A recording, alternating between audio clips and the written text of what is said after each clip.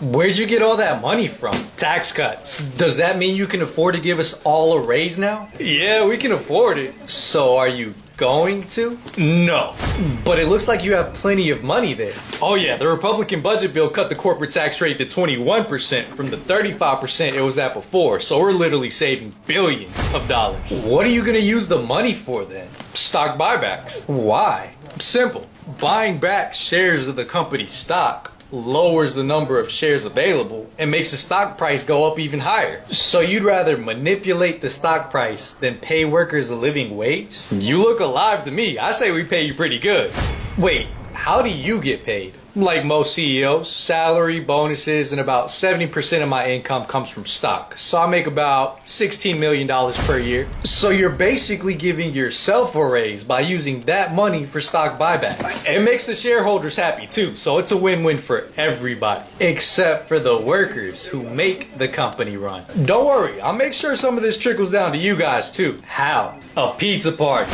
You're welcome. Hey, how are you doing today? All right, your total is $50.39. That was in the clearance section. It should be 50% off. Oh, it was probably left there by mistake. Where's your manager? Never mind, I'll just adjust it. It's $25.96. You can go ahead and tap your card. You should have made it free for all the trouble. Here's your receipt. Have a nice day. Corporate will be hearing about this. Hey, sorry for the wait. Hey, you're the person that helped me earlier. Oh yeah, they ended up putting me on the cash register. Did you end up finding everything you needed? Sure did. I actually wanted to talk to your manager. Is there a problem? No, I just wanted to tell them how helpful you were. They should promote you or at least give you a raise. Oh, thank you. He's at the customer service desk. Cool. I'll let him know that you're doing a great job. I really appreciate that. Here's your receipt. Enjoy the rest of your day. Thank you. You too. Take care. Hey, how's it going? Good. How about you? I'm good. All right. You're totally... Oh, here's your receipt. Thank you. Have a nice day. I didn't catch your name. I'm on the phone with corporate now. Oh, perfect. Hey, yeah, you guys have an incredible employee over here. You should go ahead and put him in a CEO training program or something. What department are you in? I need to see if I can fire you to help reduce the federal debt. You don't have to lie to me. I can see what you're doing. I'm just trying to get rid of waste so you can use that money to give billionaires a tax cut. Also, what you think is waste and what working class Americans think is waste is completely different. What do you mean? Firing IRS workers during tax season, for example, delays refunds for taxpayers. But for the rich, there's less chance of getting caught if you pay less than your fair share in taxes. I didn't even think of that. Firing workers from the NOAA and the National Weather Service puts life-saving weather alerts at risk. And firing USAID workers will cause surges in diseases like malaria and the bird flu. You're putting lives and public health at risk. It'll be fine. You don't even know who you're firing sometimes, do you? Yes, I do. You fired 350 employees that work on the nation's nuclear weapons program and then rehired them immediately the next day. That was one mistake. What about the Federal Aviation Administration firings? 90% of US airport towers were already understaffed. Now we're seeing more plane crashes these days. Yeah, that's a problem. You're firing essential employees, veterans, and people that purposefully take lower paying jobs to help the public. But keep it up. I'm confused. Protests are on the rise, federal courts are hitting back, the administration's popularity is plunging, and Doge is losing credibility. You're giving people a reason to fight back. Happy Cinco de Mayo. Oh, I don't celebrate that. That's all you. My fault, I thought you were Mexican. No, not all Latinos are Mexican. But that's not why. Mexicans don't even celebrate it. But it's Cinco de Drinko. Do you even know what Cinco de Mayo is? Yeah, Mexican Independence Day. It's like July 4th, except with half-price margaritas and hard-shell tacos. Mexico's Independence Day is in September. So what's Cinco de Mayo? It's when the Battle of Puebla took place. It commemorates the Mexican victory over the French Empire on May 5th, 1862. Why is that a big deal here? Beer, tequila, and wine companies commercialized it and turned it into a party holiday. It's just another excuse for people to go out and eat and drink like St. Patrick's Day. I do like the fiesta.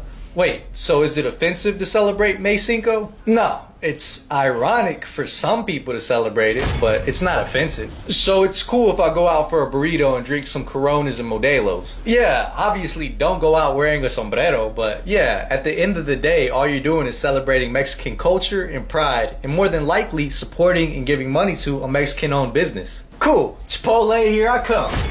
We spent $50 to spend a day in the desert in Dubai, and this is everything that was included. To start the day, a tour guide ended up picking us up from the hotel and driving us out to the desert for our first activity, four-wheeling. We ended up paying a little extra to upgrade our dune buggy experience and ride around for longer, but we thought it was worth it since it's something that we've never done before. We thought we were a couple of professionals with our scarves and our sunglasses, but the sand got us like, I'm legally blind, I can see, barely. After stopping to take a couple of pictures and riding around for 45 minutes, it was time for us to head back and go sandboarding next. But first we bought a couple of souvenirs, a necklace and a bracelet with our names in Arabic. To get to the sandboarding spot, our tour guide drove us through the desert, but the way he was driving made you want to sign up for life insurance and sign him up for the next Fast and Furious movie. As you can see here, we're both a couple of naturals when it comes to sandboarding, if I do say so myself. After all the activities, we headed to the camp for lunch, but first we made sure the little homies ate too. Little did we know they had a full-blown carne asada going on with the fresh tortilla naans and some pollo asado. They also had henna included for free and opportunities to take pics with the Falcon. And as a couple of good Latinos, you know we had to get a cafecito to end the day, even though it was 90 degrees and we were in the middle of the desert. So we sat down with our coffee and a little bit of dessert and watched a couple of performances, and that was it for our Dubai Desert Safari adventure. P.O.P. Can I get a raise? No, why would I give you a raise? Because it would be cheaper than hiring somebody else to do my job. If you left, I wouldn't hire anybody. I would just split up your work with whoever's here.